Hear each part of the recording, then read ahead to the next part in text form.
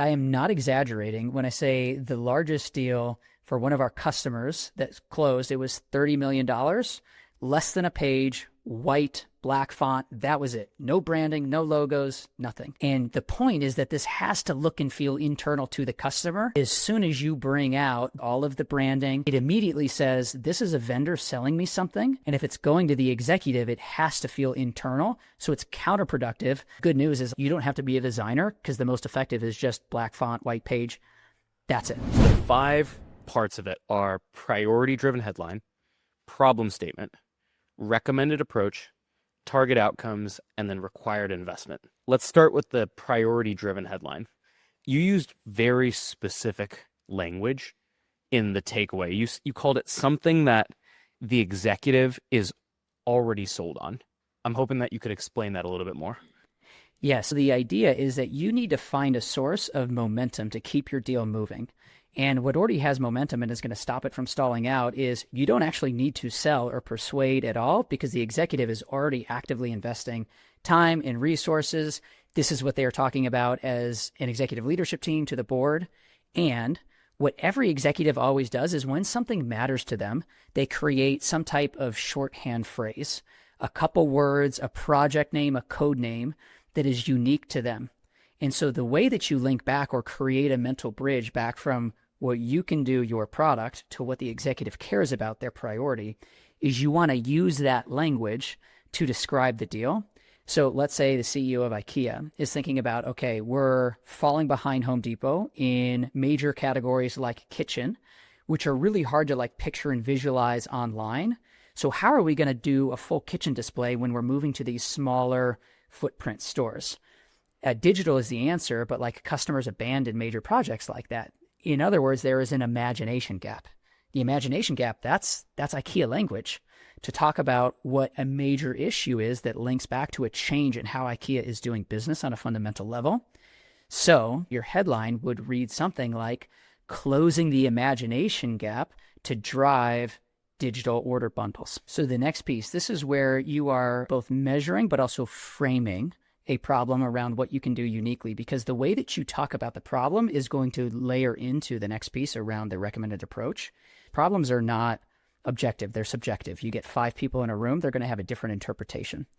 And so the problem statement that you tee up is, for example, these 2 main priorities are competing, creating a major problem. We're trying to get rid of our massive warehouse. We're trying to fit into smaller urban areas, smaller footprints. And yet we know a major revenue driver for the business is these like complex categories, kitchens, bedrooms, sets. How are those 2 things going to work out? Well, the answer is they're not, because the metric that we would use to measure the problem is abandoned carts, lost orders in these categories. And so if we can not only, 1, talk about the extent of the problem and why it's growing worse as they change, then what we can do is we can frame the problem in a way where now we're always thinking in the back of our mind, hey, we do augmented VR furniture visualizations in kind of 3D models. We know that, right?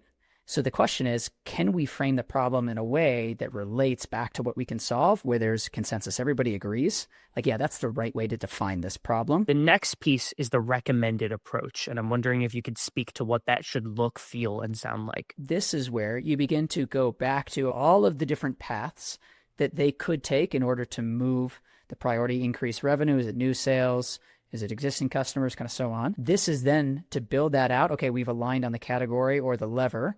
Then what needs to be true about a solution? And this is where you bullet point 3 specific things that you can do differently or uniquely to bring that approach to life. People talk a lot about the idea of like a trap setting question or a unique differentiator. This is where it comes out to say, if we agree that's how we solve the problem, this is why us. That's right inside of there, 3 bullets. And again, back to it has to be led with or in the context of the problem. Okay, so then let's walk through the final 2 pieces and let's talk about what you actually do with this business case, target outcomes and required investment. Okay, so outcomes. This is where you talk about the return when you follow that approach, and this should mirror or flip the problem statement on its head. So if you're talking about abandoned carts, or you're talking about, let's say, an order bundle rate, the outcome has to use the same metrics that you used in the problem and show the gap or the difference between this is where you are today, this is where you will be by a specific date or point in time. And so when you put those 2 things side by side, 3 metrics, current, future, becomes super crystal clear on, okay, what can we expect? And this is the last piece. Why would we make the investment? And where most people go wrong is they talk about the required investment in one of two ways. Either one, they only talk about the commercials. They don't think about the project owners, the people time, the energy that's required. And then second, they try to minimize that. And they want to say like, hey, it's going to be easy, fast to get started. And what you actually want to do is you want to be ruthlessly specific and realistic and say, we are not going to hit this outcome that we just talked about above if you're not prepared to make this investment. Because what you're doing is you're making your numbers right before it far more believable when you're just real to say, hey, you're going to see a range or a sliding scale of outcomes prepared on what you are or are not going to invest.